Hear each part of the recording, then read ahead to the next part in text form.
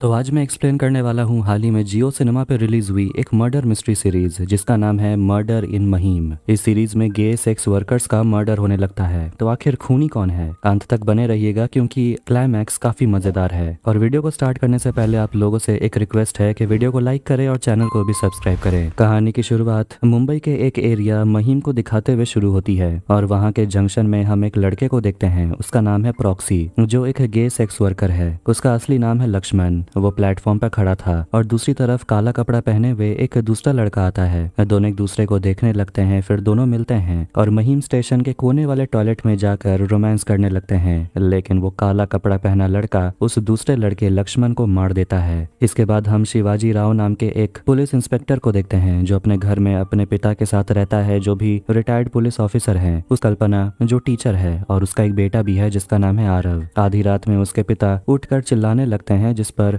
बाप बेटे में थोड़ी सी कहासुनी हो जाती है। छोटी छोटी बातों पर दोनों में झगड़ा होते ही रहता है। फिर हम एक और मेन कैरेक्टर पीटर फर्नांडिस को देखते हैं जो पहले रिपोर्टर और जर्नलिस्ट रह चुका है। वो आधी रात में अपने घर लौटता है और उसकी पत्नी मिली उसे पूछ रही होती है कि तुम कहाँ चले गए थे। वो कहता है मैं केमिस्ट शॉप गया था इंसुलिन लाने। उसकी पत्नी पूछ रही होती है कि उनका बेटा सुनील अभी तक आया नहीं। पीटर बोलता है कि वो अपने कॉलेज के फील्ड ट्रिप में गया है। अब सुबह के 5:30 बज जाते हैं और इंस्पेक्टर शिवाजी को मर्डर के बारे में पता चलता है। सुबह होते ही वो जंक्शन पहुंचते हैं जहां लोगों की भीड़ लग चुकी थी और आज एएसआई फिरदौस का पहला दिन था। उन्हें पता चलता है कि कैमरा तो वहां लगा हुआ है लेकिन वो टूटा हुआ है क्योंकि उसी जगह पर गे लेस्बियंस आकर एक दूसरे के साथ वक्त बिताते हैं। पुलिस टॉयलेट के अंदर जाती है और क्राइम सीन को वो लोग अच्छे से देखने लगते हैं और उन्हें लड़के के पॉकेट में से उनका फोन, उसका वॉलेट निकालते हैं और पता चलता है कि उस लड़के का नाम लक्ष्मण कुमार है। उसके हाथ में खून से लिखा हुआ था दिनेश। और वहां पर 2 पुलिस ऑफिसर होते हैं, दुर्रा और विनय पगमत, जो एक दूसरे को देखने लगते हैं जैसे कि वो कुछ जानते हैं मगर कुछ बता नहीं रहे। एक लड़का और भी था जो ये सब कुछ देख रहा था और हाथ पर जो दिनेश लिखा हुआ था वो खून से नहीं बल्कि लिपस्टिक से लिखा था। फिरदौस को वहां पर लंबे लंबे बाल मिलते हैं मगर ये तो जेंट्स टॉयलेट था। फॉरेंसिक टीम और एम्बुलेंस अभी फिलहाल ट्रैफिक में फंसी हुई है, इसलिए उन्हें आने में देरी होगी। पेट में एक बड़ा सा कट भी था जिस पर शिवाजी कहता है लगता है हाथ डालकर ऑर्गन्स निकाल लिए गए हैं। बाहर आकर वो लोग देखते हैं कि रिपोर्टर्स पहुंच चुके थे और शिवा कहता है ये लोग ट्रैफिक में क्यों नहीं फंसते। ये लोग तुरंत पहुंच जाते हैं। शिवा को वहां पर कचरे में लेडीज अंडरगारमेंट मिलता है और ये सब देखकर रिपोर्टर चैनल पर लाइव रिपोर्टिंग कर रहा था जिस पर शिवा उन्हें वहां से भगा देता है। रिपोर्टर उनसे पूछता है कि आपको यहाँ सीसीटीवी कैमरा से क्या देखने को मिला। शिवा कहता है उन लोगों ने तोड़ दिया था। रिपोर्टर पूछता है कि एलजीबीटी लोगों को उन लोगों को कहकर बुलाना सही है, उनका नाम क्यों नहीं लेते। वो लोग रिपोर्टर को वहां से निकाल देते हैं। पीटर की पत्नी मिली देख रही होती है कि उसके बेटे के कमरे का बिस्तर काफी आवाज करता है और सोचते हैं कि इस बिस्तर को ठीक कराना होगा। आज सुनील से मिलने के लिए एक लड़की वाले आने वाले थे। लड़की का नाम है अल्थिया डिसूजा, मगर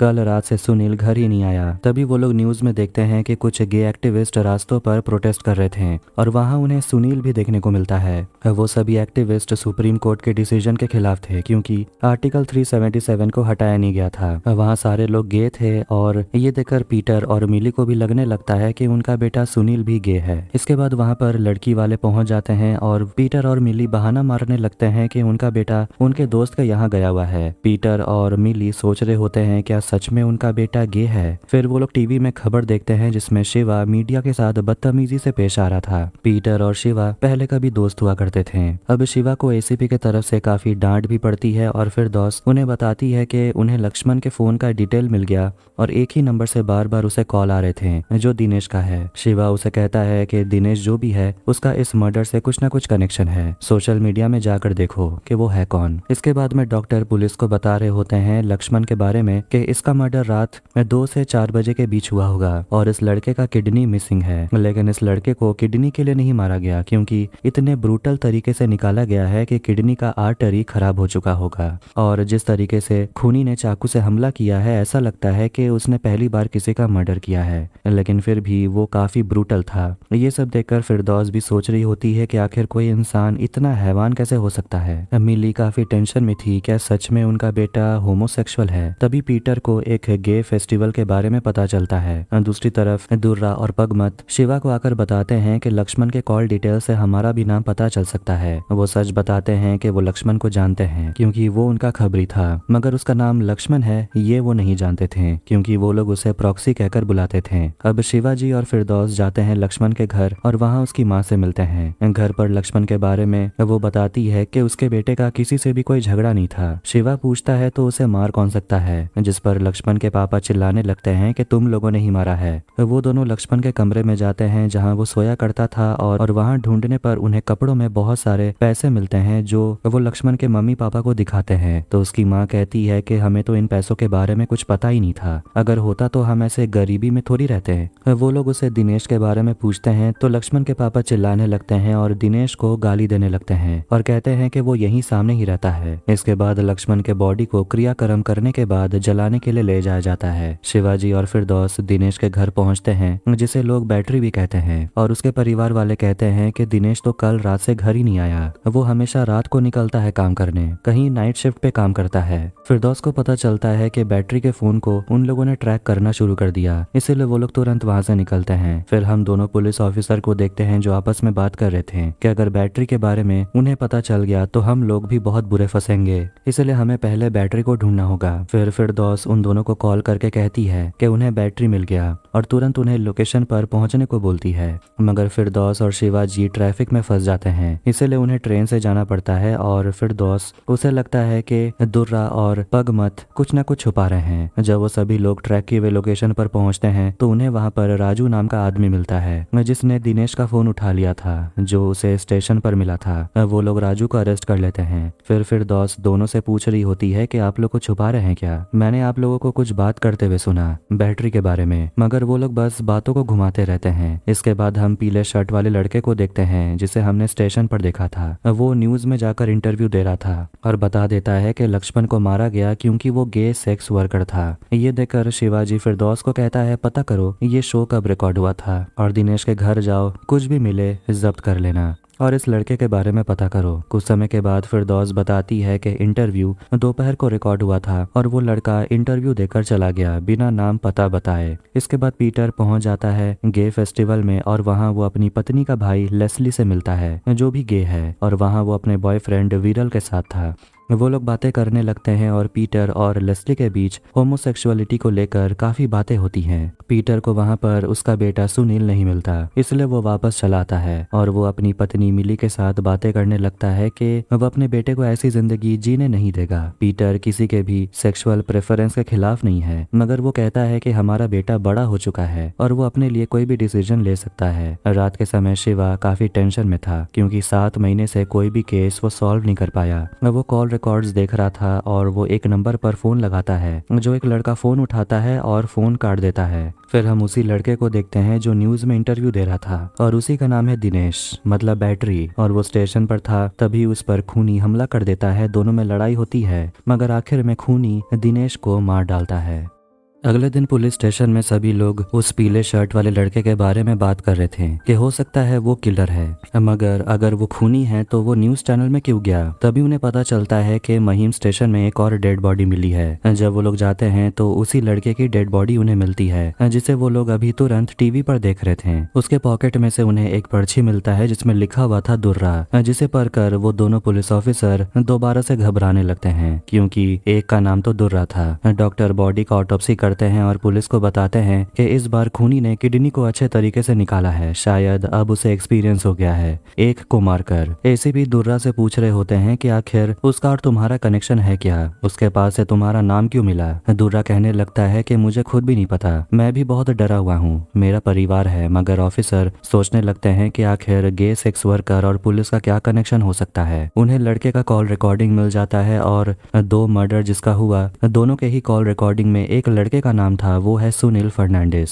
पीटर का बेटा। इसलिए शिवा पहुंच जाता है पीटर के घर और यहाँ पता चलता है कि शिवाजी और पीटर एक दूसरे को पहले से ही जानते थे, लेकिन अब दोनों में 36 का आंकड़ा है, इसलिए वो लोग एक दूसरे को देखकर खुश नहीं थे। शिवा वहाँ सुनील की तस्वीर देखता है और पूछता है कि आखिर ये है कहाँ। पीटर बताता है कि वो कॉलेज के ट्रिप में गया है। शिवा पीटर को पुलिस स्टेशन आने को बोलता है। कहानी जाती है 20 साल पहले। पीटर को आधी रात में शिवा का फोन आता है और वो तुरंत पेट्रोल लेकर पहुंचता है और शिवाजी के बाइक में डाल देता है क्योंकि उसका बाइक का तेल खत्म हो गया था। शिवा बहुत दारू पिया हुआ था और पीटर के टोकने पर वो कहने लगता है कि मुझे पकड़ेगा भी कौन, मैं तो खुद पुलिस हूँ, मेरे पापा भी पुलिस में थे। पीटर उसे याद दिलाता है कि तेरे पापा ने एक एमएलए के बेटे को हिट एंड रन केस में अंदर कर दिया था, तो वो तुझे भी कर सकते हैं। शिवा कहता है कि मगर एमएलए ने मेरे पापा को खरीद लिया 10 लाख देकर। पीटर जो रिपोर्टर था वो तो हैरान हो जाता है। कहानी प्रेजेंट में आती है और हम शिवा के पिता को देखते हैं जो कल्पना और आरव को बाहर जाते हुए देखते हैं। शिवा की नजर जाती है प्रोटेस्ट कर रहे लोगों पर और वो सभी पुलिस पर काफी गुस्सा थे क्योंकि अभी तक खूनी का पता नहीं लग पाया। पुलिस स्टेशन में फिरदौस शिवा को बताती है कि दुर्रा अकेले बाहर निकल गए हैं, जबकि उनके साथ हमेशा हवलदार सूले को रहने के लिए कहा गया था। दुर्रा एक आदमी से मिलता है जिसे भी पता है कि विक्टिम के पास से उसका नाम मिला। वो काफी डरा हुआ था और वो उस आदमी से कहता है कि अगर मुझे कुछ हो गया तो तू भी नहीं बचेगा, जिस पर वो आदमी दुर्रा से कहता है कि अगर मेरे पैसों को कुछ हो गया तो मैं तुझे नहीं छोड़ूंगा। बाहर प्रोटेस्ट कर रहे लोगों को देखकर शिवाजी को लगने लगता है कि कहीं दुर्रा भी होमोसेक्सुअल तो नहीं, मगर उसका परिवार है, बीवी बच्चे हैं, तो शायद नहीं होगा। फिरदौस कहती है क्यों नहीं हो सकता, और उसे किसी का बार बार फोन आ रहा था मगर वो फोन नहीं उठाती। यूनिट नाम के लड़के को देखते हैं जो भी सेक्स वर्कर है और वो शिवाजी से मिलने आया था, लेकिन शिवा उसे बाहर बैठा कर रखता है। फ्लैशबैक में देखते हैं कि यूनिट लक्ष्मण से बात कर रहा था, वही जिसे एपिसोड 1 के शुरुआत में ही मार दिया गया। यूनिट उसे समझाता है दोबारा वहां नहीं जाने, मगर लक्ष्मण कहता है कि मुझे भी वहां जाने में कोई मजा नहीं आता, मैं गरीबी में पैदा हुआ हूँ लेकिन यहाँ मरना नहीं चाहता। उन लोगों ने किसी पप्पू को मरते हुए देखा जिसे यूनिट काफी घबराया हुआ था। अब 1.5 घंटे के बाद यूनिट को अंदर बुलाया जाता है और शिवा उसे पूछताछ करता है और यूनिट बताता है कि लक्ष्मण उसका बचपन का दोस्त है और लक्ष्मण के बारे में वो बहुत कुछ बताने लगता है और वो चाहता है कि पुलिस जल्द से जल्द खूनी को पकड़ ले। शिवा उसे पूछता है कि शनिवार की रात जिस रात लक्ष्मण का खून हुआ उसे लक्ष्मण का फोन आया था, दोनों के बीच करीब 2 मिनट की बात हुई थी। क्या बात हुई थी? यूनिट कुछ भी साफ साफ नहीं बताता। उसके सिर पर एक चोट की निशान थी जिस पर वो झूठ कहता है कि यह बचपन में लगी थी, लेकिन देखने से लगता है कि यह हाल फिलहाल की चोट है। यूनिट कहता है कि जब खूनी मिल जाए तो मुझे उस खूनी के साथ 15 मिनट चाहिए। शिवाजी उसे जाने देता है। इसके बाद उसे मिलने के लिए पीटर आता है। शिवा उसे पूछता है कि सुनील कहाँ है। पीटर कहता है वो अभी नागालैंड गया है कॉलेज के ट्रिप में। पीटर उसे पूछता है कि आखिर इन सब में सुनील का क्या लेना देना, तो शिवा उसे बता देता है कि जिन 2 गे सेक्स वर्कर का मर्डर हुआ उनके कॉल रिकॉर्ड में तुम्हारे बेटे का नाम था। पीटर घबराने लगता है और कहने लगता है कि ये सिर्फ एक मिसअंडरस्टैंडिंग है, सुनील खूनी नहीं हो सकता। शिवाजी कांस्टेबल कांबले से कहता है कि सुनील जहां भी है उसे पकड़ कर लाने। पीटर घबराता है और शिवाजी उसे समझाता है कि अगर तेरा बेटा खूनी नहीं है तो तुझे डरने की जरूरत नहीं है, मैं तेरा दुश्मन थोड़ी हूँ। डिनर का समय हो गया था और शिवा देखता है कि उसकी पत्नी कल्पना घर नहीं लौटी थी। फिरदौस अपने घर पहुंचती है तो उसका बॉयफ्रेंड लुकमान उसे मिलने के लिए पहुंच जाता है और वो फिरदौस के लिए गिफ्ट लेकर आया था और फिरदौस उसे किस करने वाली थी मगर वो रुक जाती है और वापस अपने घर चली जाती है। शिवाजी के पापा उसे समझा रहे होते हैं कि अपनी पत्नी पर थोड़ा नजर रखने कि वो कहाँ जाती है। डिनर का समय हो गया मगर शिवा कहता है कि वो अपने ऑफिस के पार्टी में गई होगी। शिवा का बेटा आरव ऑफिसर दुर्रा के घर गया हुआ था और वहाँ वो उसके बेटे रोहन के साथ बैठकर वीडियो गेम खेल रहा था। दुर्रा अपनी पत्नी से गुस्से में बात करता है जिस पर उसकी पत्नी उसे पूछती है कि अगर इतना ही टेंशन है तो पुलिस की नौकरी छोड़ क्यों नहीं देते। अब कल्पना और आरव घर पहुंचते हैं तो शिवा उन दोनों पर बहुत चिल्लाता है और वो अपने बेटे को भी कहता है कि दुर्रा के घर नहीं जाने क्योंकि दुर्रा उसका जूनियर है, इसलिए शिवा नहीं चाहता कि उसका बेटा उसके घर जाए। अब पीटर और मिली घबरा रहे होते हैं कि पता नहीं उनका बेटा सुनील कहाँ चला गया है। अगले दिन पीटर पहुंचता है लक्ष्मण के घर और लक्ष्मण की माँ से झूठ कहता है कि लक्ष्मण मेरे एनजीओ में काम करता है और उसका 1 महीने का पगार बाकी है। वो अंदर आकर उसकी माँ से बात करता है। फिर पीटर जाता है लक्ष्मण के कमरे में छानबीन करने और लक्ष्मण की माँ बता रही होती है कि उसके बेटे ने जिम का कोई कोर्स किया था लेकिन कोई फायदा नहीं हुआ। पीटर को वहाँ पर एक आर्टिकल का कटआउट मिलता है जिसमें उसे सूरज देसाई के सुसाइड के बारे में पता चलता है। दुर्रा अगले दिन से बुलेट प्रूफ वेस्ट और हेलमेट पहनकर आता है और ड्यूटी करता है क्योंकि उसे लगता है कि वो खूनी का अगला टारगेट है। शिवाजी मजाक करते हुए कहता है कि तेरे चाय में भी तो जहर हो सकता है। फिरदौस हंसती है और शिवा उसे कहता है जहर नहीं बस शक्कर है। पीटर पहुंचता है सूरज देसाई वाले फ्लैट में और वहां पर वो सोसाइटी के लोगों को मनाने लगता है ये कहकर कि वो यहाँ किसी और से मिलने के लिए आया है जिसका नाम वो वहाँ नेम प्लेट पर पढ़ लेता है। पीटर दोनों से बात करके बिल्कुल घुल मिल जाता है और वो लोग पीटर को सूरज देसाई के बारे में बताने लगते हैं कि वो अपनी पत्नी के साथ यहाँ रहता है मगर ऐसा लगता नहीं है कि वो उसकी पत्नी है। सूरज सारी रात बाहर ही रहता था और उसकी पत्नी को देखकर ऐसा नहीं लगता कि वो कोई विधवा है, लगता है वो हीरोइन है। पीटर सूरज की पत्नी हिमाली से मिलता है और उसे कहता है कि मैं एक जर्नलिस्ट हूँ और मैं आपका इंटरव्यू लेना चाहता हूँ। वो झूठ कहता है कि वो एक फ्रेंच मैगजीन के लिए काम करता है जो इंडिया में स्टार्ट होने वाला है और वो सोचती है कि वो फेमस हो जाएगी, इसीलिए वो पीटर को अंदर बुलाती है। पीटर उसे सूरज के बारे में सवाल पूछने लगता है जिस पर हिमाली थोड़ी सी भड़क जाती है और पूछती है ये इंटरव्यू तो मेरे बारे में था। पीटर उसे समझाता है कि थोड़ा सा सिंपैथी पैदा करने के लिए हमें सूरज के बारे में बात करना पड़ेगा। खैर वहाँ टीवी पर न्यूज चल रहा था जिसमें लक्ष्मण का फोटो दिखाया जाता है जिसे देखकर हिमाली टीवी बंद कर देती है और कहती है कि गे लेस्बियन देख देख कर थक चुकी हूँ। फिर वो पीटर को वहाँ से जाने को बोलती है क्योंकि उसके क्वेश्चन काफी पर्सनल थे मगर पीटर उसे कहता है कि हमारा मैगजीन काफी बड़ा मैगजीन है। वो उसे अपना कार्ड देता है और कहता है कि अगर आप इंटरेस्टेड हो तो कॉल करिएगा। इसके बाद पीटर पहुंच जाता है लैब के डॉक्टर से मिलने जो महीम मर्डर के केस पर काम कर रहे थे। दोनों एक दूसरे को काफी सालों से पहचानते हैं और इतने सालों के बाद मिलकर दोनों खुश थे। पीटर उसे महीम मर्डर केस वाला फाइल मांगता है और सारा डिटेल्स जानना चाहता है जिस पर डॉक्टर उसे कहने लगते हैं कि क्या तुमने फिर से जर्नलिज्म शुरू कर दिया है क्या? मुझे लगा तुम मुझसे मिलने आए हो। और डॉक्टर उसे कह देता है कि अगर तुम्हें केस के बारे में जानना है तो इन्वेस्टिगेटिंग ऑफिसर शिवा से जाकर पूछो। पीटर याद करने लगता है अपने पुराने जर्नलिज्म के दिनों को और देखते हैं कि आखिर शिवा और पीटर एक दूसरे को पसंद क्यों नहीं करते, क्योंकि पीटर ने शिवा के पिता के खिलाफ रिपोर्टिंग की थी जिसमें वो रिश्वत लेने की बात करता है जो शिवा के पिता ने एमएलए से लिया था उसके बेटे को छोड़ने के लिए, वो भी 10 लाख रुपए, जिस वजह से शिवा के पिता की पुलिस की नौकरी चली जाती है। और ये सब खबर को चलाने के वजह से पीटर की काफी तारीफ भी हुई थी लेकिन इससे शिवा और पीटर की दोस्ती दुश्मनी में बदल गई। पुलिस स्टेशन में सभी लोग खूनी के बारे में बात कर रहे थे और फिरदौस कहती है कि हमें फीमेल मर्डरर के बारे में भी सोचना चाहिए क्योंकि उन्हें लिपस्टिक से लिखा हुआ दिनेश मिला था और लंबे बाल भी मिले थे। फिरदौस रात में घर जा रही थी तभी उसे एक किन्नर औरत मिलती है जिसे वो पैसे दे देती है। ड्राइवर कह रहा होता है कि इन लोगों को पैसे देने की जरूरत नहीं तो ये लोग यही करते रहेंगे। फिरदौस पूछती है तो ये लोग क्या करेंगे? टैक्सी चलाएंगे। और कितने लोग आकर बैठेंगे? फिरदौस जब अपने घर जाती है तो उसके घर में देखते हैं कोई और था। अब आधी रात में शिवा के घर में फिर से झगड़ा हो जाता है क्योंकि शिवा का बेटा आरव रात में पंखा चलाकर सोना चाहता था लेकिन शिवा के पापा नहीं क्योंकि उनके पैरों में दर्द होता है, जिस वजह से शिवा अपने पापा से लड़ने लगता है और काफी बुरा भला उन्हें कह देता है कि उनके पापा तो 20 साल से इसी कमरे में पड़े हुए हैं, मुफ्त की रोटी तोड़ते हैं। अब किसी तरह कल्पना शिवा को वहां से ले जाती है और देखते हैं कि फिरदौस के घर में जो छुप छुप कर घूम रही थी वो फिरदौस की दोस्त रिहाना है। फिरदौस उसे चोर समझकर हमला कर देती है। फिर वो उसके घाव को देख रही थी और देखते ही देखते वो दोनों वहाँ पर रोमांटिक होने लगते हैं। पिछले रात झगड़ा करने को लेकर शिवा अपनी पत्नी से माफी मांगता है और दिखाता है कि वो अपने बेटे के लिए तोहफा लेकर आया है जो आरव हमेशा से मांगा करता था। कल्पना कहती है कि वो छत पर पड़ रहा होगा। जब शिवाजी जाता है अपने बेटे को तोहफा देने के लिए तो वो देखता है कि उसका बेटा कुछ छुपा रहा था। उसके हाथ में एडल्ट मैगजीन था जिसे देखकर शिवाजी गुस्सा हो जाता है और पूछता है कि ये तुझे किसने दिया? आरव कहता है रोहन ने। शिवा अपने बेटे को थप्पड़ लगाता है। फिरदौस और रेहाना आपस में बातें कर रहे होते हैं और फिरदौस कह रही होती है कि वो किसी लड़के के साथ नहीं रह सकती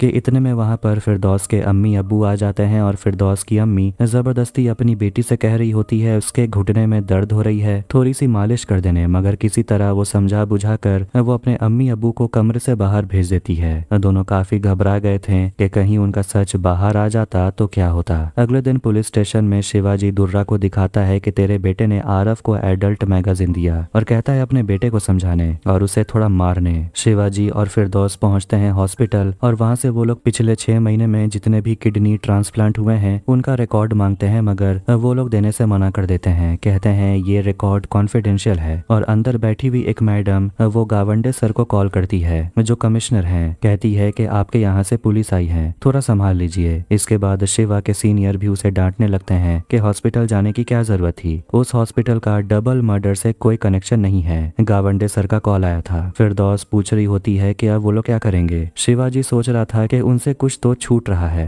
जब वो लोग लैब जाते हैं तो वहां से उन्हें पता चलता है कि जिस कागज में दुर्रा लिखा हुआ मिला था उसमें एक कंपनी का लोगो बना हुआ था जो फ्रेंच कंपनी है, लेकिन इसका इंडिया में कोई भी सप्लाई नहीं है। मतलब ये कागज या तो फ्रांस का है या यूरोप में किसी देश का। कहने का मतलब ये है कि ये खूनी अपर क्लास का है। तो सवाल ये है कि एक upper class killer lower class के लोगों का खून क्यों कर रहा है। पीटर उस रिपोर्टर से बात करता है जिसने सूरज देसाई वाला आर्टिकल लिखा था, लेकिन उसे पता चलता है कि उन्होंने बिना किसी से बात किए, रिसर्च किए इस आर्टिकल को लिख डाला, जिस पर वो काफी गुस्सा होता है क्योंकि वो पहले भी रिपोर्टर रह चुका है और इस तरह काम करना गलत है। मिली उसे दिखाती है कि उसने होमोसेक्सुअलिटी को ठीक करने के लिए एक ट्रीटमेंट का पता लगाया है, मगर पीटर उसे समझाता है कि ये सब बकवास है, स्कैम है। अगर ऐसा होता तो दुनिया में एक भी गे नहीं बचते। मिली अपने पति को समझाती है कि तुम कुछ तो करो सुनील के लिए, मुझे काफी टेंशन हो रही है। फिरदौस सुनील के ऊपर रिसर्च करके एक फाइल बनाकर शिवाजी को दिखाती है और पीटर पहुंचता है लेज़ली के पास और उसे बताता है कि सुनील LGBT पैरेड में गया था। लेज़ली उसे समझाता है कि वो पैरेड में गया था तो क्या वो होमोसेक्सुअल हो गया। पीटर उसे पूछता है महीम मर्डर के बारे में जहां 2 लड़कों का मर्डर हो गया और वो गे सेक्स वर्कर थे और उनके कॉल रिकॉर्ड में सुनील का नंबर मिला।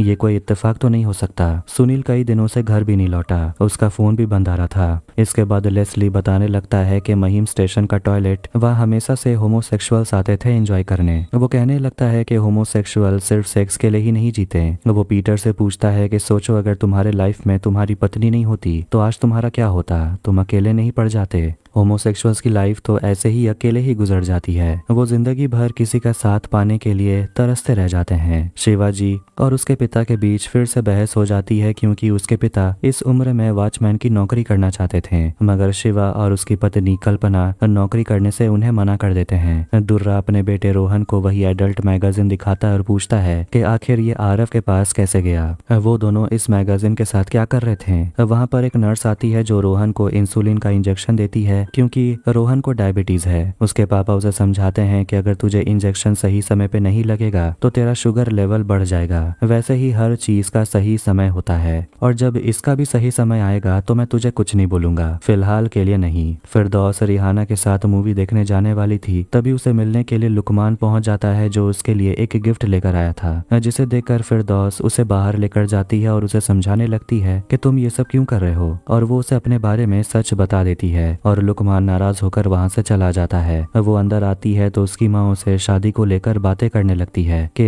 फिरदौस को लुकमान के साथ शादी करके सेटल हो जाना चाहिए, मगर फिरदौस मना करती है कि वो शादी करना ही नहीं चाहती। रिहाना वहां से जाने लगती है और फिरदौस उसे बात करने आती है और उसे कहती है कि मैं शादी नहीं करूंगी, मगर रिहाना उसे समझाती है कि तेरी माँ ठीक कह रही है, तुझे शादी कर लेना चाहिए। कल्पना शिवा से नाराज थी और उसे समझाती है कि जो तुम बाबा के साथ कर रहे हो वो बहुत गलत है, ये तुम्हारा पुलिस स्टेशन नहीं है। बाबा जो करते हैं वो हमें परेशान करते हैं, मगर तुम जो करते हो उससे हमें बहुत चोट पहुंचती है, तुम बेवजह हम लोगों पर चिल्लाते हो। ये सुनकर शिवा को भी काफी बुरा लगता है और उसे अपने गलती का भी एहसास होता है। पीटर आधी रात में जागता है और वो देखता है कि उसके बेटे के कमरे से बिस्तर के हिलने की आवाज आ रही थी। वो अंदर जाता है तो उसका बेटा किसी लड़के के साथ था। ये देखकर वो डर के मारे अपने नींद से जाग जाता है। पीटर अगले दिन जाता है सूरज की पत्नी हिमाली का इंटरव्यू लेने और वो बताने लगती है कि उसने सूरज से शादी तो कर ली क्योंकि सूरज ने दहेज नहीं मांगा, और वैसे भी उसे और उसके भाई वीरल को मुंबई आना था। मतलब हिमाली और वीरल भाई बहन हैं। केस को सॉल्व ना होता हुआ देखकर शिवाजी फिरदौस को अपनी कहानी सुनाने लगता है कि वो जब पहली बार पुलिस में आया था तो लोग उसे जेम्स बॉन्ड बुलाते थे क्योंकि ऐसा कोई केस नहीं होता था जो शिवाजी सॉल्व ना कर सके। वो बताने लगता है कि उसका पीटर पार्टनर हुआ करता था, दोनों एक साथ ही काम करते थे। हैं। वो जर्नलिस्ट था। वो फिरदौस से पूछता है कि तुम आखिर पुलिस की नौकरी क्यों कर रही हो? तो वो कहती है कि अगर नहीं करती तो घर वाले शादी करा देते हैं। पीटर अपने बेटे के कमरे की तलाशी लेने लगता है और उसे एक फोटो मिलता है जिसमें सुनील यूनिट के साथ था, वही लड़का जिसे शिवा पूछताछ के लिए पुलिस स्टेशन बुलाया था। पीटर उस लड़के को ढूंढते हुए पहुंच जाता है रेड लाइट एरिया में। दूसरी तरफ शिवा परेशान होता है क्योंकि उसके पिता अपने घर के ही सामने सिक्योरिटी की जॉब कर रहे थे। पीटर यूनिट से बात करता है और उसे पूछता है कि तेरे दोस्त लक्ष्मण मतलब के प्रॉक्सी को किसने मारा? यूनिट बात नहीं करना चाहता और वो पीटर से कहता है यहाँ से जाने के लिए। पीटर उसे कहता है कि वो उसे जस्टिस दिला सकता है, मगर फिर भी यूनिट नहीं मानता और उन दोनों को एक साथ देखकर पुलिस दोनों को पकड़ के स्टेशन ले आती है। उन्हें लग रहा था कि पीटर भी होमोसेक्सुअल है। शिवा को पीटर का कॉल आता है मगर वो फोन ही नहीं उठाता। फिर पीटर उसे मैसेज भेजता है कि उसे अरेस्ट कर लिया गया है और उसे मदद चाहिए।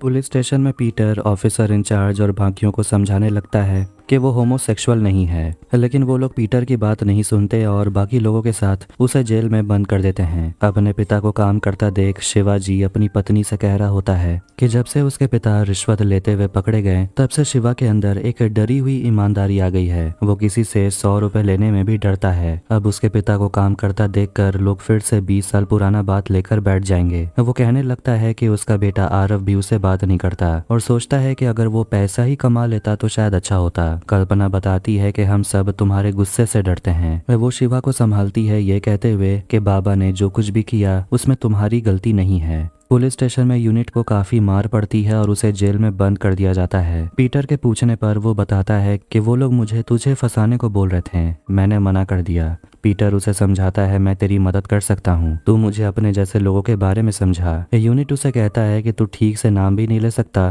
तो हमारी मदद कैसे करेगा। पीटर उसे समझाता है कि मैं एक जर्नलिस्ट हूँ और मेरे बाद तुझे मदद करने के लिए कोई नहीं मिलने वाला। यूनिट उसे बताने लगता है कि वो बचपन से ही प्रॉक्सी के साथ दोस्त था। वो बस्ती में पला बड़ा जहां उन्हें टॉयलेट करने के लिए भी जगह नहीं थी और उन्हें संडास जाना पड़ता था पटरी के पास, और पटरी के दूसरे तरफ उनके पीटी टीचर चंद्रकांत का फ्लैट था। और एक दिन वही टीचर प्रॉक्सी और यूनिट को देख लेते हैं पटरी के पास संडास करते हुए, और इसके अगले ही दिन चंद्रकांत दोनों को अपने घर बुलाते हैं और कहते हैं कि अगर नहाना है, फ्रेश होना है तो उनके बाथरूम को यूज करने। पीटर पूछता है इसके आगे कुछ हुआ क्या, मगर यूनिट ज्यादा कुछ नहीं बताता। अगले दिन जब शिवाजी पुलिस स्टेशन पहुंचता है तो वो पीटर को देखकर उसे बाहर निकलवाता है। पीटर कहता है कि उसके साथ यूनिट भी था। अब यूनिट को भी छोड़ दिया जाता है और वो अपने घर चला जाता है। शिवाजी पीटर से पूछता है कि आखिर इसके साथ तू कर क्या रहा था। घर पहुंचने पर मिली भी परेशान थी कि पीटर सारी रात था कहाँ। शिवाजी काफी एम्बैरेस था एसीपी जगदीश के सामने क्योंकि अभी तक वो केस को क्रैक नहीं कर पाया, मगर मीडिया को एक रिपोर्ट देना था, इसीलिए वो एक स्टेटमेंट जारी करते हैं और शिवा से कहते हैं कि तुरंत कोई सस्पेक्ट को पकड़ के लाओ। फिरदौस शिवा को बताती है कि अभी तक फॉरेंसिक की तरफ से भी कोई इन्फॉर्मेशन उन्हें नहीं मिल रहा। उसे रिहाना का मैसेज आता है जो उसे मिलने के लिए बुला रही थी, इसीलिए वो शिवाजी से परमिशन मांगती है कि आज वो घर जल्दी जाना चाहती है। शिवाजी उसे ताना मारने लगता है कि हाँ मैं भी घर चला जाता हूँ,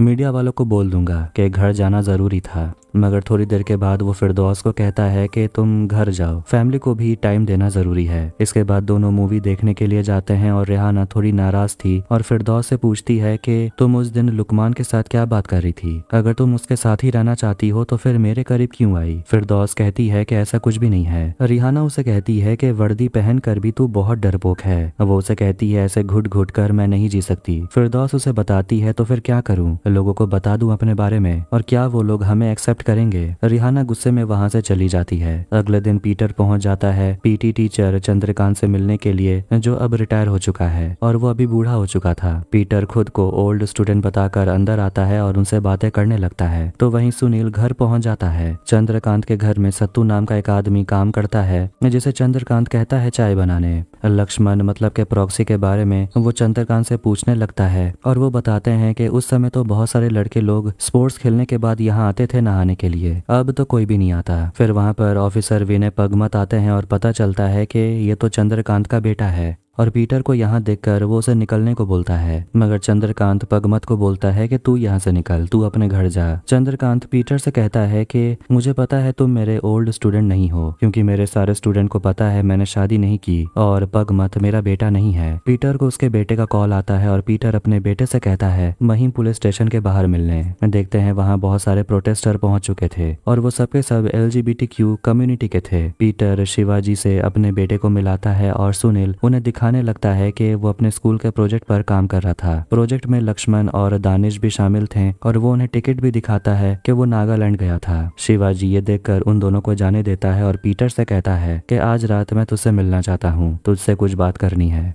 दुर्रा का बेटा रोहन पार्सल वाले से दवाई ले लेता है और देखते हैं कि वो पार्सल वाला हेलमेट पहना हुआ था और वो रोहन के पॉकेट में एक पर्ची रख देता है। रोहन अपने पापा को पार्सल देता है जिसमें इंसुलिन का इंजेक्शन था और आज नर्स नहीं आई थी, इसलिए दुर्रा खुद अपने बेटे को इंजेक्शन दे देता है। रात में शिवाजी और पीटर मिलते हैं और पीटर उसे बताने लगता है कि पिछले 20 साल से मुझे जितनी तकलीफ हुई है उसके बारे में मैं यहाँ बात करने आया हूँ। और वो पीटर से कहता है कि अगर मैंने तुझे केसेस के बारे में नहीं बताया होता तो आज भी तू सड़क छाप रिपोर्टर होता। पीटर उसे बार बार माफी मांगता है कि उसे बहुत बड़ी गलती हो गई और कहता है कि मैंने तुझसे पहले भी माफी मांगी है मगर तू फोन उठाता ही नहीं था। शिवाजी उसे बताता है कि तेरे बेटे का फोन ट्रैक करवाया था, मुझे पहले ही पता था कि वो नागालैंड में है। पीटर उसे पूछता है तो फिर तूने जानबूझकर हमें परेशान किया। पीटर और शिवा के बीच झगड़ा होने लगता है और पीटर गुस्से में उसे जोर का थप्पड़ लगा देता है। पीटर मजाक में कहता है कि मेरे हाथ में भी लग गया, तेरा चेहरा चेहरा नहीं हड्डी है। इस पर दोनों हंसते हैं और उनकी दुश्मनी एक झटके में ही खत्म हो जाती है। शिवा को कॉल आता है और दोनों पहुंचते हैं दुर्रा के घर जहाँ उसका बेटा रोहन मर चुका था। लेकिन पीटर देखता है कि रोहन के पॉकेट में से एक पर्ची निकलती है जिसमें पगमत लिखा हुआ था, जिसे देखकर सभी लोग हैरान हो गए थे।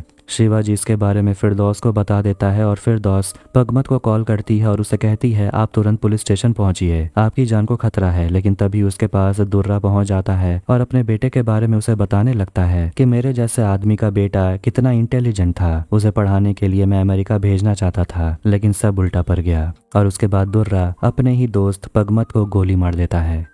दुर्रा इसके बाद पुलिस स्टेशन पहुंच जाता है और खुद को सरेंडर कर देता है और मर्डर वेपन जमा करता है, जिसे देखकर सभी हैरान थे। दुर्रा उन्हें बताने लगता है कि उसने मुझे कहा था पगमत को मारने के लिए, इसलिए मैंने उसे मार डाला। मुझे लगा था कि अगला नंबर मेरा है क्योंकि पर्ची पर दुर्रा लिखा हुआ था, लेकिन मेरे बेटे के नाम में भी दुर्रा आता है, इसलिए वो मारा गया। मेरा बेटा चला गया। दुर्रा अंदर से बिल्कुल टूट चुका था और वो अपने बेटे को ही याद कर रहा था। वो सोच रहा होता है कि आखिर उसके बेटे को क्यों मारा गया होगा। फिर वो बताने लगता है पगमत लक्ष्मण को जानता था जो फर्स्ट एपिसोड में मारा गया। कहता है कि वो लोग उसी महिम टॉयलेट में जाते थे जहाँ होमोसेक्सुअल्स लोग आकर मजे करते थे और पगमत दुर्रा सभी मिलकर जितने भी लोग गे सेक्स वर्कर के साथ आकर मजे करते थे दोनों उनका वीडियो बनाते थे और बदले में उनसे पैसे मांगते थे। वो कहता है कि हम लोगों ने बहुत कमाया है, मगर फिर एक दिन पप्पू आया और वो भी होमोसेक्सुअल लड़के के साथ मस्ती मजाक करने लगा और एक दिन उन्हें पप्पू का फोन बिना लॉक किए हुए मिल जाता है जिसमें से उन्हें काफी सारे सीक्रेट्स वीडियो मिलते हैं और बदले में वो लोग पप्पू से पैसे मांगते हैं। वो पैसे दे रहा था 1 लाख 2 लाख और आखिर में एक दिन पप्पू ने खुद को मार डाला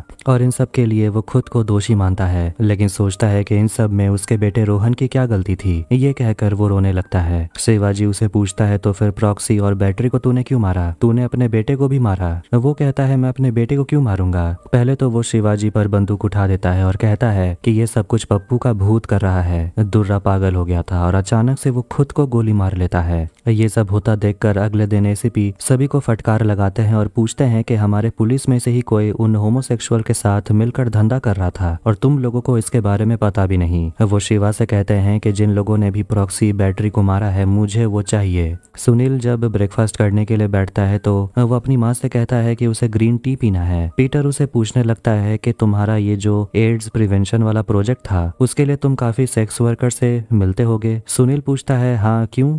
वो आगे बताने लगता है कि वो प्रॉक्सी को भी जानता है और दोनों काफी अच्छे दोस्त बन गए थे। काफी बुरा लगा सुनकर कि वो मर गया। इसके बाद पीटर और सुनील सेक्स वर्कर और प्रोस्टिट्यूशन को लेकर बात करने लगते हैं और सुनील कहता है कि वो लोग किसी के साथ जबरदस्ती तो नहीं करते, मगर पीटर कहता है कि प्रोस्टिट्यूशन समाज के लिए बीमारी से ज्यादा कुछ नहीं। इस बात को लेकर दोनों में थोड़ा सा झगड़ा हो जाता है और मिली अपने पति को समझाने के लिए उसे किचन में बुलाती है। फिरदौस दुर्रा के घर के आसपास के लोगों से पूछताछ करती है है और उसे वो नर्स भी मिलती है जो रोहन को इंजेक्शन लगाने के लिए आई थी और वो कहती है कि वो हर दिन जाती थी, बस एक दिन वो नहीं गई क्योंकि वो हॉस्पिटल में थी और उसे घर आने में काफी देरी हो गई थी। दूरा ने कहा था कि वो अपने बेटे को खुद इंजेक्शन लगा देगा। फिरदौस पूछती है कि मेडिसिन कौन से दुकान से आता था। नर्स बताती है हेल्थ वाइज केमिस्ट। हर हफ्ते वहीं से डिलीवरी होती थी। शिवा और पीटर खुद मिलकर इन्वेस्टिगेट कर रहे थे और वो दूरा के घर जाते हैं, वहाँ छानबीन करते हैं लेकिन कुछ भी नहीं मिलता और वो लोग सोच रहे होते हैं कि उनका अगला टारगेट कौन होगा। उन्हें किचन में से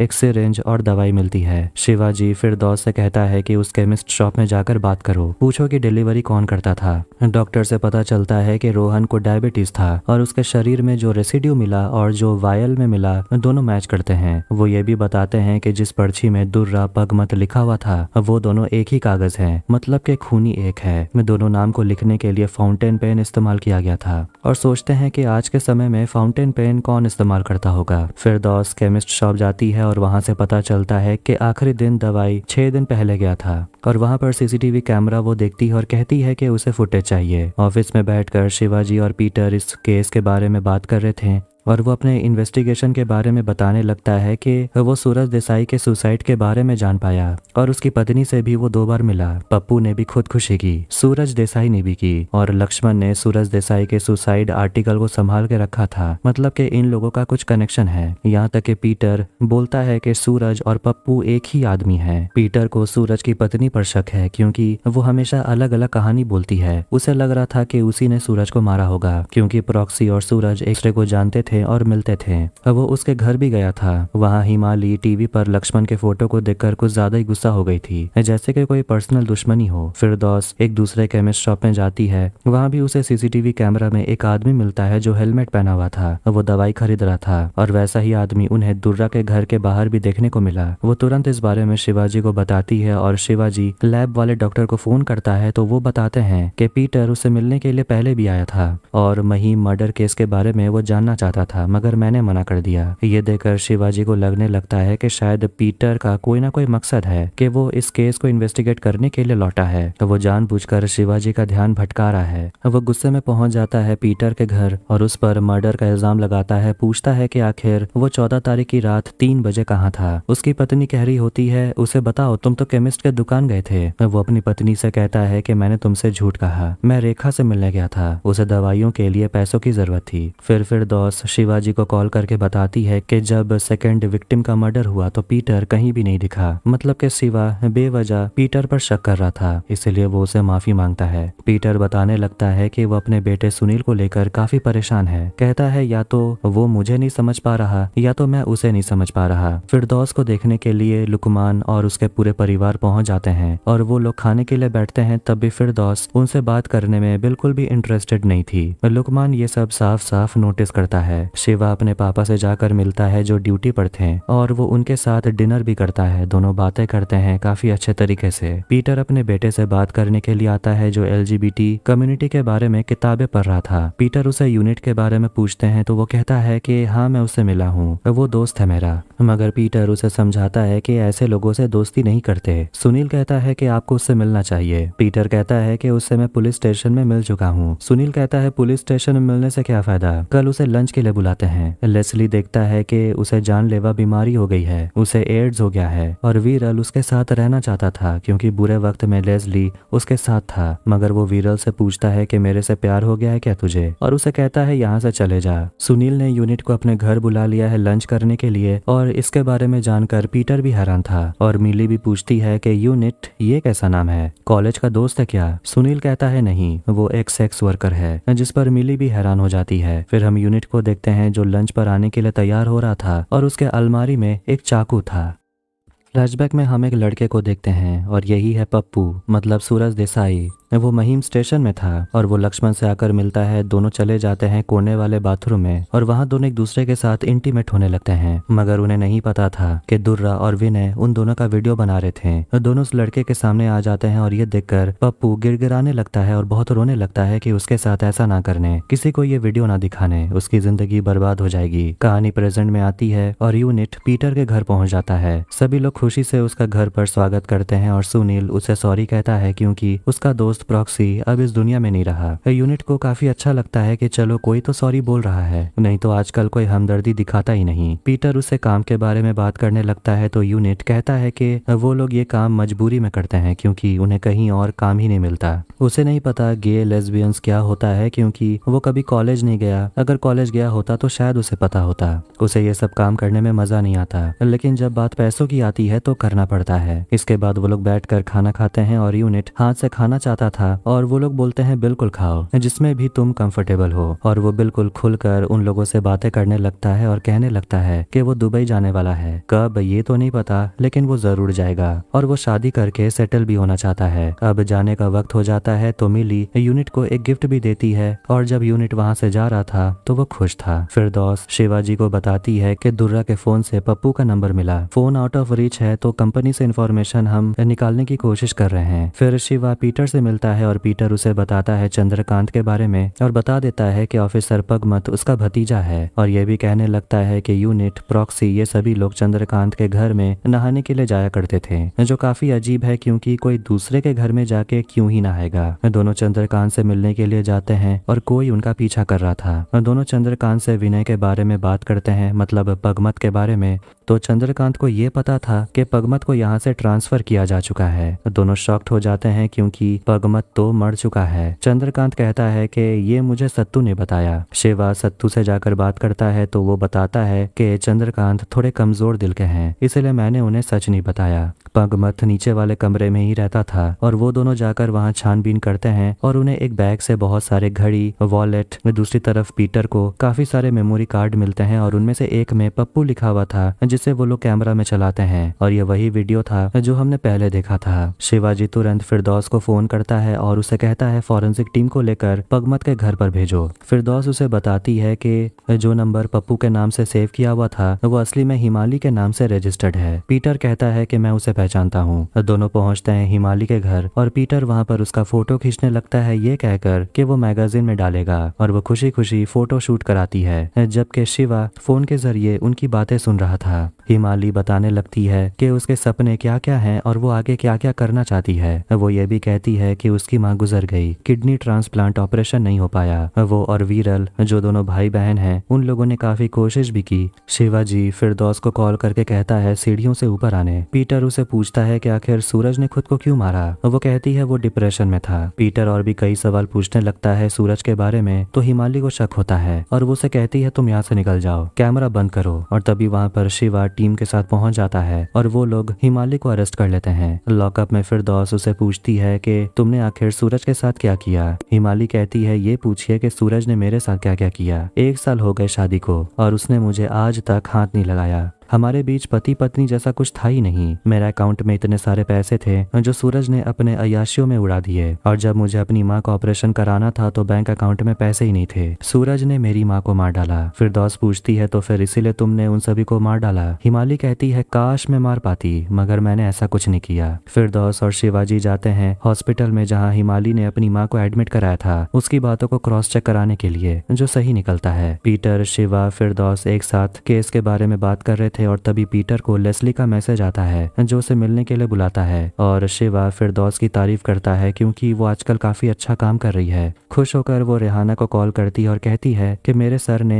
मुझे कॉम्प्लीमेंट किया और मुझे ये बात किसी अपने को बताना था। रेहाना उसे मिलने के लिए अपने क्लिनिक बुलाती है और जब फिरदौस तैयार होकर उसके क्लिनिक जा रही थी तो कोई उसका पीछा कर रहा था। रेहाना खुश होकर उसे एक सोल्यूशन दिखाती है कि वो दोनों कनाडा जाकर सेटल हो सकते हैं और वहाँ वो लोग क्रिमिनल नहीं कहलाएंगे। मगर फिरदौस अपने फैमिली, अपने दोस्तों को छोड़कर कनाडा नहीं जाने वाली। फिर वो लोग वहाँ पर रोमांटिक होने लगते हैं मगर कोई खिड़की के बाहर से उनका वीडियो बना लेता है। वो वीडियो लुकमान के पास पहुंच जाता है जो वो फिरदौस के अब्बू अम्मी को दिखा देता है। फिरदौस की अम्मी उसे बहुत पीटती है और अपनी बेटी का फोन छीनकर वो रेहाना को कॉल लगाती है और उसकी अम्मी को सारा सच बता देती है, जिसे सुनकर रेहाना को भी बहुत मार पड़ती है। पीटर लेस्ली से मिलने के लिए पहुंचता है और लेस्ली उसे बताने लगता है कि बहुत साल पहले उसे उसका पहला प्यार मिला था, स्वाश। और लेस्ली ने इस बारे में अपने पेरेंट्स को बताने का सोचा था कि वो गे है, लेकिन उसे घर से निकाल दिया गया। उसके बाद से कोई भी उसे बात भी नहीं करता था, उसकी बहन मिली भी नहीं। स्वाश शादी करके सेटल हो गया था और वो लेस्ली को भी पहचानने से इनकार करता था।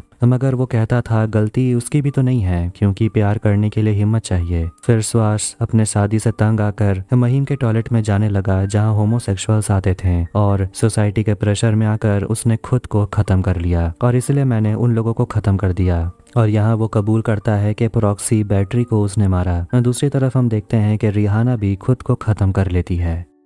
हिमाली को छोड़ दिया जाता है क्योंकि उसने सूरज का मर्डर नहीं किया। लेस्ली को लॉकअप में रखा जाता है और शिवाजी पीटर से पूछता है कि क्या तुम्हें सच में लगता है कि वो किसी का मर्डर कर सकता है, एक बार उसे बात करो। फिर पीटर उसे बात करता है और कहता है मुझे पता है कि तुमने उन लोगों को नहीं मारा। लेस्ली उसे कहता है कि अगर तुम्हारे बेटे को कुछ हो जाए क्या तुम चुप बैठोगे। किसी को भी यकीन नहीं हो रहा था कि लेस्ली ये मर्डर कर सकता है। मिली को भी यकीन नहीं हो रहा था और सोच रही होती है कि अगर उससे इतना प्रेशर है तो सुनील कैसे इतना प्रेशर हैंडल कर पाएगा। पीटर पूछता है वैसे वो है कहाँ। मिली बताती है कि वो चौपाटी गया है आशीष के साथ। पीटर अपने बेटे को फॉलो करने लगता है और उसे छुप छुप कर देखता है। फिरदौस की अम्मी फिरदौस को समझा रही होती है कि तुझे आगे की जिंदगी के बारे में सोचना चाहिए और अपने नौकरी से रिजाइन दे दे। सुनील घर पर आकर अपने मम्मी पापा पर काफी गुस्सा था क्योंकि वो जानता है कि उसके पापा पीटर उसे फॉलो कर रहे थे। एएसीपी शिवाजी पर प्रेशर डालते हैं कि जब लेस्ली ने खुद को सरेंडर कर दिया है तो मीडिया के सामने उसे ही खूनी दिखाओ और कन्फेशन पर उसे जबरदस्ती साइन करवाओ। पीटर और मिली बैठकर सुनील से बात करते हैं और पूछते हैं कि तुम्हारे लाइफ में कुछ चल रहा है क्या। हम लोग तो तुम्हारे बारे में कुछ भी नहीं जानते। तुम किसी को पसंद करते हो, किसी को भी। सुनील कहता है नहीं। पीटर उसे पूछने लगता है कि आखिर वो क्या छुपा रहा है। सुनील कहता है कि मैं हर बात अपने पेरेंट्स को बता तो नहीं सकता, जिस पर बात आगे बढ़ने लगती है और सुनील घर छोड़कर चला जाता है और कहता है कि मैं आशीष के वहीं रह लूंगा। शिवा देखता है कि फिरदौस काम पर नहीं आ रही थी। वो उसका सामान चेक करता है और उसमें से उसे एक लेटर मिलता है जो रेहाना की तरफ से था और उसे पढ़कर वो समझ जाता है कि फिरदौस लेस्बियन है और इस बारे में वो पीटर को बताता है और कहता है कि मैं उस लड़की की बहुत इज्जत करता हूँ, वो काफी स्ट्रांग लड़की है, वो तो हमारे जैसे ही है। पीटर कहता है वो हमारे जैसे ही होते हैं, समाज उन्हें झुका देता है। वो पीटर को समझाता है कि जाकर सुनील से बात कर और उसे घर वापस लेकर आ। शिवाजी अपने घर वापस जाता है तो देखता है कि उसके पिता को तेज बुखार थी, इसलिए वो उन्हें वापस अपने घर लेकर आता है और उनकी देखभाल करता है। पीटर ये देखकर काफी गुस्सा होता है कि न्यूज चैनल वालों ने चंद्रकांत पीटी टीचर को हैवान बना दिया। वो बच्चों को अपने घर के बाथरूम में नहाने के लिए जगह देते थे, जिस पर उन्हें लगता है कि चंद्रकांत बच्चों के साथ शोषण करते थे। अगले दिन चंद्रकांत के घर के बाहर प्रोटेस्ट होने लगते हैं और पीटर समुद्र किनारे बैठा होता है। तभी वहाँ पर कुछ ट्रांसजेंडर आते हैं और पीटर उन्हें पैसे देने लगता है, मगर वो लोग कहते हैं कि अभी हम लोग घूमने के लिए आए हैं तो अभी वो पैसे नहीं ले सकते। वो पीटर से कहते हैं उनकी तस्वीर खींचने, तो पीटर उनकी फोटो खींचता है। शिवा देखता है कि फिरदौस आज भी नहीं आई थी और उन्हें एक और सुसाइड केस के बारे में पता चलता है जो रेहाना खान नाम के डॉक्टर का था, जिसे देखकर वो समझ जाता है कि ये तो वही रिहाना है जिससे फिरदौस प्यार करती है। आज फिरदौस को देखने के लिए लड़के वाले आए होते हैं और तभी उनके घर में शिवाजी पहुंच जाता है और वो फिरदौस की अम्मी से कहता है कि वो फिरदौस से बात करने के लिए आया है क्योंकि दोनों एक साथ एक बड़े से केस में काम कर रहे हैं। वो फिरदौस को कहता है कि मैं तुम्हारे बारे में जानता हूँ और रेहाना के लिए सॉरी, और वो उसे कहता है तैयार हो जाओ क्योंकि एक हफ्ते में तुम्हारी इतनी आदत हो गई है कि तुम्हारे बिना काम ही नहीं होता। शिवाजी लड़के वालों को डरा देता है ये कहकर कि फिरदौस एक हफ्ते से काम पर नहीं आई और अगर इंक्वायरी होगी तो आप लोगों को भी आना पड़ेगा। पुलिस स्टेशन में आपसे पूछताछ होगी क्योंकि आप लोग के वजह से ही फिरदौस काम पे नहीं आ रही। लड़के वाले घबरा जाते हैं और कहते हैं कि हम तो यहाँ परिवार वालों से मिलने आए थे। वो इतना तक कह देते हैं कि फिरदौस तो मेरे बेटे की बहन है। शिवा फिरदौस को लेकर बाहर निकलता है और पीटर को कहता है कि लेस्ली और स्वास्थ्य के बारे में थोड़ा और पता करने। गाड़ी में शिवाजी फिरदौस से कहता है कि तुम्हारे वजह से उस लड़के की भी जिंदगी खराब हो जाती। फिरदौस पूछती है तो फिर मैं क्या करूं, हमें समझने वाला है कौन। वो दोनों पुलिस स्टेशन पहुंचते हैं तो लेस्ली पागल हो चुका था और वो कहने लगता है कि मैंने किसी का खून नहीं किया क्योंकि उसे पहले लगा था वो मरने वाला है इसलिए उसने कबूल कर लिया, लेकिन अब वो कह रहा है कि उसने मर्डर नहीं किया। दूसरी तरफ पीटर लेस्ली के घर में उसके और स्वास्थ्य के बारे में और जानकारी इकट्ठा करता है। लेस्ली बताता है कि आप लोगों ने मेरा टेस्ट करवाया था तो एड्स का रिजल्ट नेगेटिव निकला।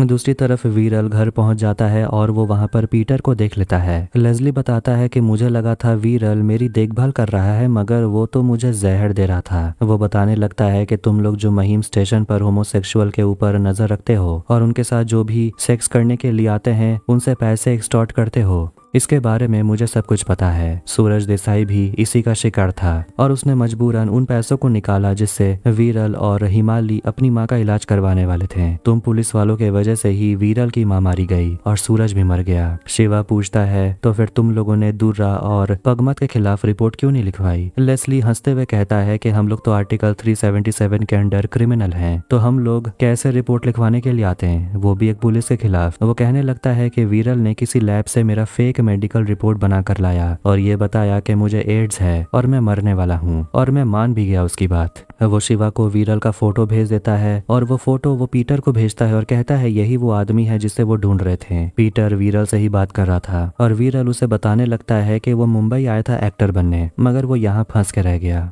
शिवा पीटर को कॉल करता है जो वो नहीं उठाता क्योंकि वीरल उसे मारने के लिए चाकू निकाल लेता है और पुलिस तुरंत निकलती है। और जैसे ही वो लोग लेस्ली के घर पहुंचते हैं वीरल को अरेस्ट करने के लिए, वीरल वहां से भाग जाता है। फिरदौस हिमाली को बुलाकर उसे पूछने लगती है कि तुम्हारे भाई ने 2 लोगों का मर्डर किया, जिस पर वो कहने लगती है तो फिर आप मुझ पर क्यों चिल्ला रही हैं? ये पूरी दुनिया ही सेल्फिश है, सब मेरा इस्तेमाल करते हैं। हिमाली वहां से जाने लगती है तो फिरदौस सूरज का सुसाइड नोट पढ़ती है जिस पर भी यही लिखा हुआ था कि पूरी दुनिया सेल्फिश है, सब मेरा इस्तेमाल करते हैं। और वो हिमाली से कहती है बहुत अच्छा नोट लिखती हो, हैंडराइटिंग भी अच्छा कॉपी करती हो, एक बार फॉरेंसिक रिपोर्ट आ जाएगा उसके बाद तुम खुद को बचाने के लिए कुछ नहीं कर पाओगी। अब हिमाली फंस चुकी थी और वो सब सच बताने लगती है कि हुआ क्या था। देखते हैं कि वीरल जो उसका भाई है वो सूरज को बहुत पीटता है और उसे कहता है कि तेरे वजह से हमारी माँ मर गई। वो उसे कहता है उन सब लोग का नाम लिखने के लिए जिसके वजह से उसकी माँ मरी है। सूरज, प्रॉक्सी, बैटरी, दुर्रा, पगमत सभी का नाम लिख डालता है और फिर वीरल सूरज को बहुत मारता है और उसे बालकनी से नीचे फेंक देता है और सूरज की मौत हो जाती है। मतलब कि सूरज यानी कि पप्पू ने खुद को नहीं मारा। दूसरी तरफ हर जगह पुलिस वीरल को ढूंढ रही होती है और वीरल शहर छोड़कर जाने की सोच रहा था, पर उसे वहां पुलिस ढूंढने के लिए पहुंच जाती है और वो अपना फोन एक औरत के बैग में डालकर भाग जाता है। कुछ पुलिस वाले बस पर चढ़ते हैं और वीरल के नंबर पर फोन लगाते हैं। किसी का फोन बज नहीं रहा था, लेकिन वो एक औरत के पास आते हैं जिसके बैग में वीरल का फोन था और वही फोन बज रहा था। वो उस औरत को वीरल का फोटो दिखाते हैं तो वो औरत कहती है कि मैंने इसे कैंटीन में देखा था। वीरल फोन्स नाम के आदमी से मिलता है जो अपना बार चलाता है और उसे कहता है कि मुझे यहाँ 4-5 दिन के लिए रहना है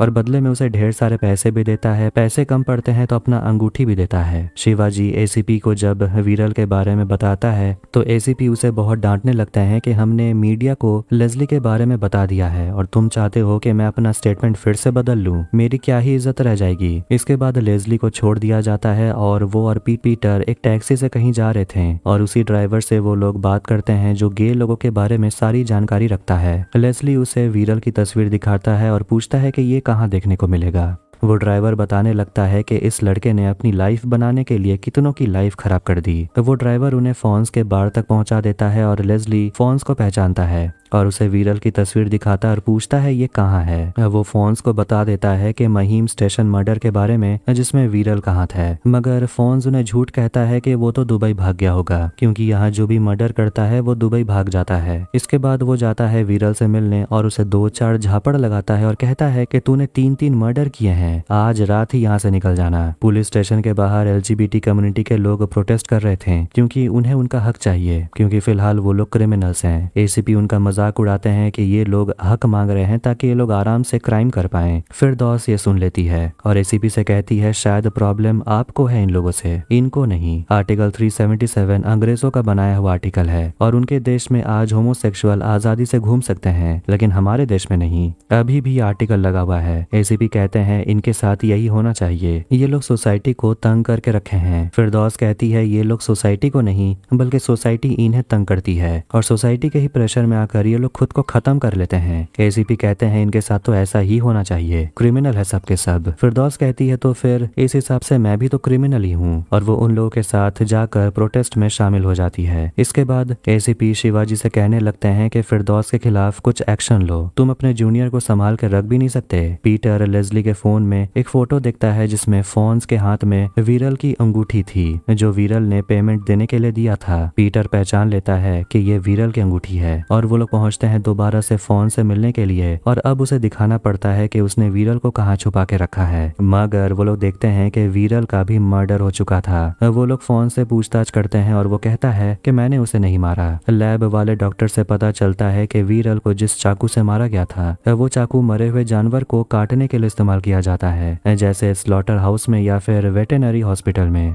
सुनील घर पे पीटर और अपनी माँ मिली को बता देता है कि वो शादी नहीं करना चाहता, वो शादी कभी करना ही नहीं चाहता।